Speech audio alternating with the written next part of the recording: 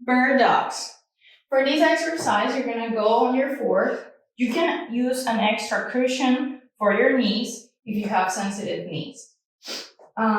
In this case, you will have your hands right underneath your shoulders and your knees right underneath your hips. Now we're gonna go and raise opposite limbs, meaning left arm, right leg, making sure that your hip is square all the time.